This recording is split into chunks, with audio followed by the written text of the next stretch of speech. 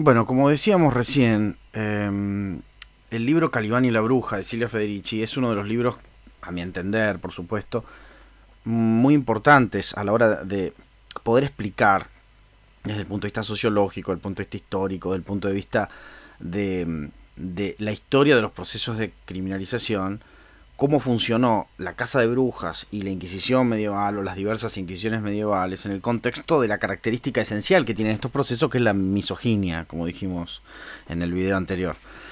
Este libro, bueno, acá lo encontré, Calibán y la bruja, por acá tengo también, pero sí, la versión portuguesa, porque acaba de salir en Brasil. El libro originalmente está escrito en italiano, no, perdón, en inglés, aunque Silvia es italiana, pero vive en Estados Unidos, en San Francisco, y viene mucho a Buenos Aires, venía mucho a Buenos Aires, y ha publicado la mayoría de los libros acá. Esto está publicado acá en tinta limón. Este libro es el que quiero que lean, obviamente está en la carpeta, y como les dije, quiero que lean la introducción y los primeros dos capítulos, que se llama El mundo entero necesita una sacudida, capítulo 1, y capítulo 2, la acumulación de trabajo y la degradación de las mujeres. Si quieren seguir leyendo, mucho mejor, pero bueno, más o menos eso nos da un panorama general de la estructura del libro y del pensamiento de Federici. De todas maneras, yo les expliqué, les decía que Federici es una autora vinculada al feminismo, o a los feminismos, porque con los feminismos pasa lo mismo que con las criminologías, ¿no? Hay que usar siempre el plural por una cuestión de precisión. Y Federici lo que hace en este libro es vincular la historia de la misoginia o los procesos misóginos de destrucción de la feminidad campesina europea con la Inquisición y la caza de brujas a partir de un elemento esencial, que es la exclusión de las mujeres del mercado laboral. La imposibilidad de que la mujer pueda trabajar y valerse por sí misma en términos económicos, en términos de sustentabilidad, ¿no? Y eso sería la forma más exitosa, si se quiere, de discriminación de la mujer, ¿no? De sometimiento de la mujer, de subordinación de la mujer por el hombre, ¿no? Pero eso por eso Federici tiene una estructura narrativa en su obra que vincula que lo que terminó naciendo en esa época, ¿no? Pero que termina obviamente concatenado hasta el día de hoy, es la idea del trabajo doméstico femenino, ¿no? La mujer queda excluida de la posibilidad de trabajar en el mercado laboral libre, ¿no? Por decirlo de alguna manera, y queda solo recluida en el ámbito doméstico y al trabajo doméstico, al trabajo, ella dice, el trabajo doméstico femenino es una especie de trabajo esclavo. Y si bien esta ya lo trabajó también con temas más actuales, ¿no? De perspectivas más actuales, en otro libro que se los recomiendo al que quiera, que es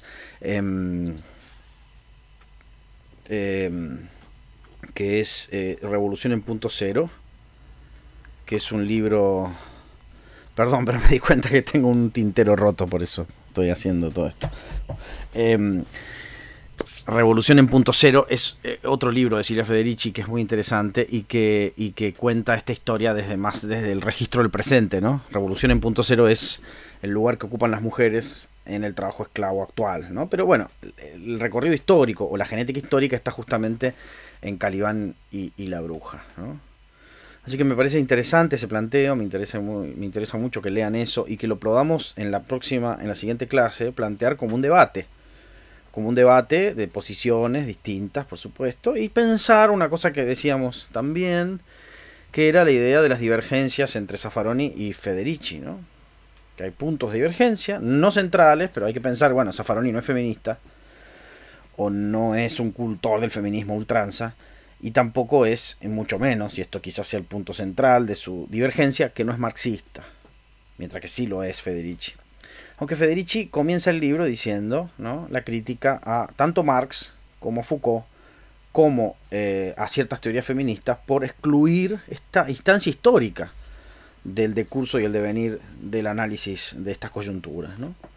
Así que me parece muy interesante. Y después les decía de Carlo Ginzburg, ¿no? Acá tengo otro libro para recomendarles de él, que es la edición original italiana de Historia Nocturna, ¿no? Descifración del Sabbat, ¿no? Donde hace un estudio muy, muy pormenorizado, justamente por su misma cuestión que ya decíamos recién, de que se dedicó a investigar los archivos de la Inquisición y a leerlos en forma cruzada, donde él podía extraer de esas lecturas las voces y los registros, digamos, testimoniales, no solo de los jueces y del tribunal mismo de la Inquisición, sino de un montón de actores, ¿no? Que son primero las víctimas, por supuesto, las criminalizadas, las mujeres brujas, ¿no?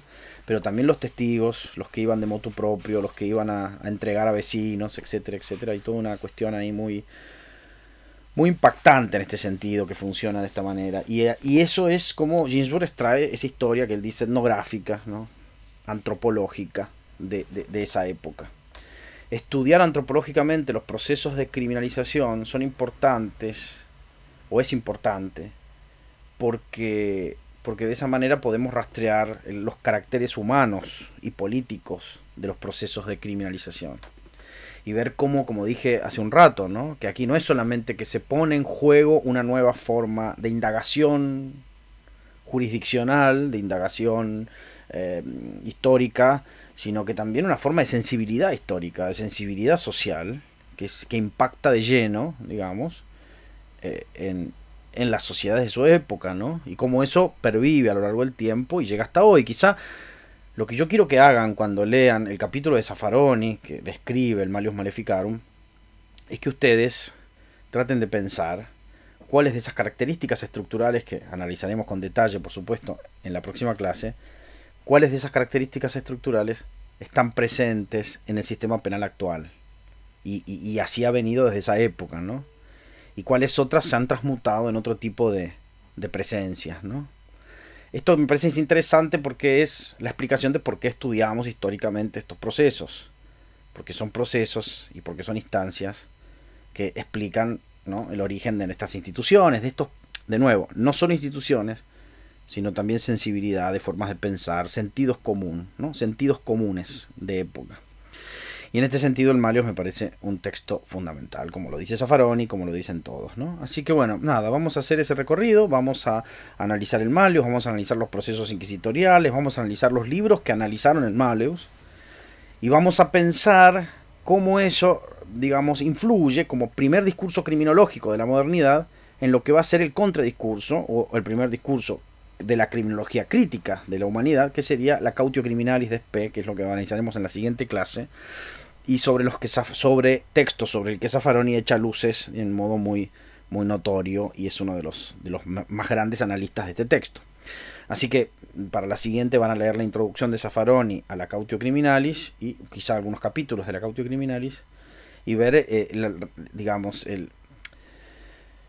la importancia histórica de ese libro y de ese autor, de Spe, en el preiluminismo, ¿no? Es decir, anterior a Beccaria y a todos los cultores del iluminismo. Así que eso me parece interesante. Bueno, nada, simplemente eso, recomendarles estas lecturas y bueno, nada, que generemos un debate en la siguiente clase que puede ser interesante. Así no solo hablo yo, sino que además todos participamos de la exposición de ideas y de los debates históricos, que siempre son muy, muy álgidos, ¿no? Bueno, muchas gracias por la atención.